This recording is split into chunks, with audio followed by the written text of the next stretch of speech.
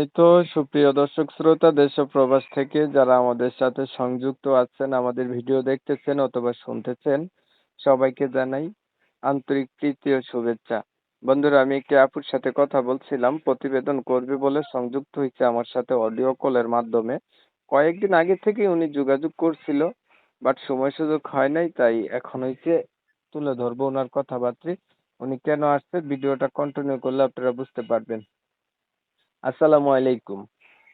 ওয়ালাইকুম আসসালাম। কেমন আছেন আপু, ভালো আছেন? হ্যাঁ, ভালো আছি।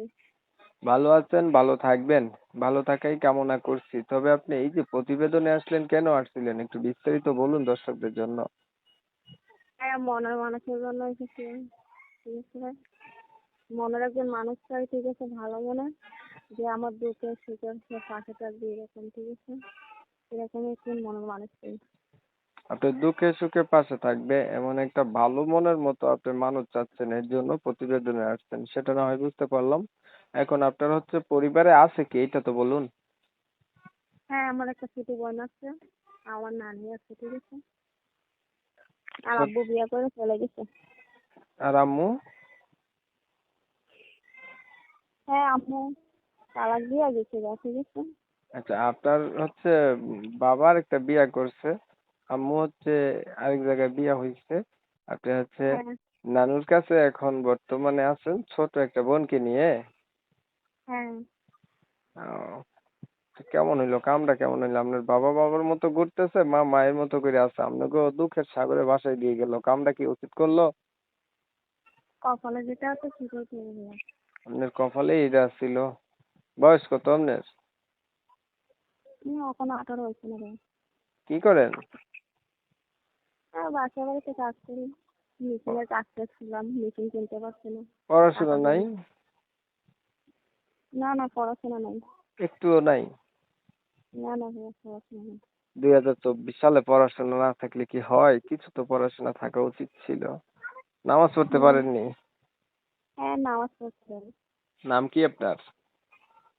না, বলুন। সীমা ভাইয়া। রিনা? সীমা সীমা। সীমা? আচ্ছা, দেশের বাড়ি কোথায়, কোথায় থাকেন আপনি? বাউনবাজার থেকে। আচ্ছা, আপনার বিষয়টা আমি একটু ক্লিয়ার করছি দর্শকদের জন্য। প্রিয় দর্শক শ্রোতা, আপনারা শুনছিলেন আমি কথা বলছিলাম, এই সুইট মিষ্টি কণ্ঠের অধিকারী আপুটির নাম হচ্ছে সীমা। কুমিল্লা বামনবাড়ি এলাকাতে থাকে সীমা। চাচ্ছে একটা মনের মতো মানুষ যে তার সুখে দুঃখে পাশে থাকবে। তবে বলে রাখা ভালো, ওনার পরিবারে বাবা নাই, মাও নাই, নানুর কাছে থাকে। 18 বছর বয়স, ছোট একটা বোন আছে। এই সেলাই মেশিনের কাজ টাজ করে আর কি। এখন হচ্ছে উনি প্রতিবেদনে এসে চাইতেছে ওনার অতীত জানার পরে কেউ একজন ওনার পাশে থাকবে বা ওনার দায়িত্ব নেবে। মনের সাথে মন যদি মিল খায়, বিয়া পর্যন্ত সম্পর্কটা গড়াবে, এর জন্য উনি প্রতিবেদনে আসছে। Am I right? আমি সত্য বলছি ভাই, ঠিক বলছি?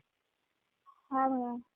আচ্ছা, এখন ধরেন আপনি একটা মানুষ পাইলেন, মানুষটার বয়স একটু বেশি হইলো, দেখতে একটু কালো হলো, অথবা আগে বিয়ে করছে এমন হইলো, আপনার যেহেতু বিয়ে হয় নাই, ভার্জিন একটা মানুষ ইন্টাক্ট, তখন আপনি কি হ্যাঁ, করবেন? আমারও ওদেরকে সবসময় পাশে রাখতে বলছে, বিয়েতে হোক, বুড়া হোক, জোয়ান হোক, তার পাশে আমি থাকবো সারা জীবন। কেন, আপনার না বিয়ে হয় নাই? তাইলে আপনি একটা অবিবাহিত মানুষের কাছে বিয়া বুঝবেন, বুড়া বয়স্ক বিয়াতি মানুষের কাছে কে রে বিয়াটা হ্যাঁ, বুঝবেন? ভালোবাসার কাছে কি বুড়া জোয়ান হচ্ছে? আচ্ছা, মানে ভালোবাসার কাছে বুড়া আর জোয়ান নাই, হ্যাঁ? না না।